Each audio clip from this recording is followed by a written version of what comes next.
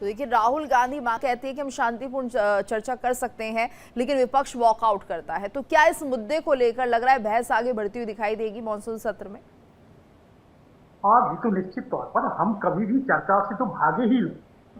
चाहे कोई भी मुद्दा हो, हम तो कह रहे हैं जो कि संसद के पटल पर अपनी बातें रखिए, अपना विषय रखिए। लेकिन जिस तरह से एलओपी का गैर जिम्मेदाराना, मैं फिर से कह रहा हूं गैर जिम्मेदाराना जिस तरह से रवैया है, वो मुझे लगता है कि देश के लिए संकट का समय है।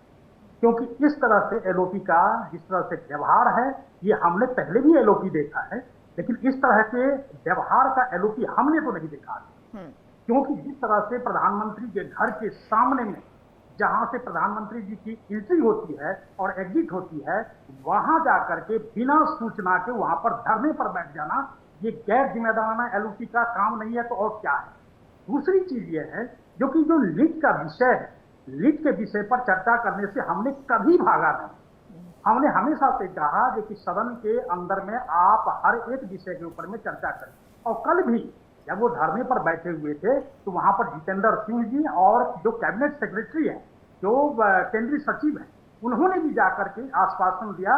और मुझे लगता है जो कि ऐसे वहां पर व्यवहार किया गया उनके साथ, जो मुझे लगता है कि पहले उन्होंने कहा चर्चा हो, चर्चा के लिए तैयार हो गए, और जब वही चीज आकर के मंत्रिमंडल के अंदर में जब बैठक हुई और इस विषय को रखा गया, फिर बाद में कह रहे हैं धर्मेंद्र प्रधान का इस्तीफा हो।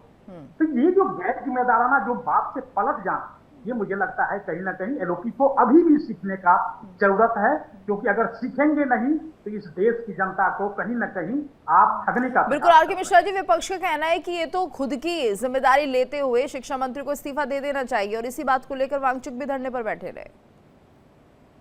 जीतू जी, एक चीज मैं यहाँ पर कहना चाहता हूँ, वांगचुक जी की जो 3 शर्तें थी, क्या उसमें धर्मेंद्र प्रधान जी का इस्तीफा था? जो 3 शर्तें उन्होंने रखी हुई थी, क्या धर्मेंद्र प्रधान जी का इस्तीफा उसमें नहीं था? मैं कह रहा हूँ इस आंदोलन को लीड कौन कर रहा था? अभिजीत दीक्षित लीड कर रहा था, या सोनम वांगचुक लीड कर रहे थे, या विपक्ष के जो नेता हैं वो लीड कर रहे थे? यहाँ पर तो यही पता नहीं, जो लीड का तो विषय ही नहीं था। जो विषय था, या आप एक चीज बताइए, धारा 370 कौन सा विषय है भैया शिक्षा व्यवस्था के अंदर में? आप सीए एनआरसी के ऊपर में बात कर रहे हैं, आप उमर खालिद और शर्जील इमाम के ऊपर में बात कर रहे हैं, आप प्रेमानंद महाराज जी को पाखंडी कह रहे हैं, मोदी को पीटेंगे, मोदी का अंतिम दिन होगा। अब एक चीज बताइए, संसद को उखाड़ फेंकेंगे, मेरा लिंग मेरी आजादी, ये कौन सा विषय है भैया? ये कांग्रेस के यहाँ पर प्रवक्ता बैठे हुए पांडे जी, जरा मुझे समझाइए भैया, ये कौन सा समीकरण है?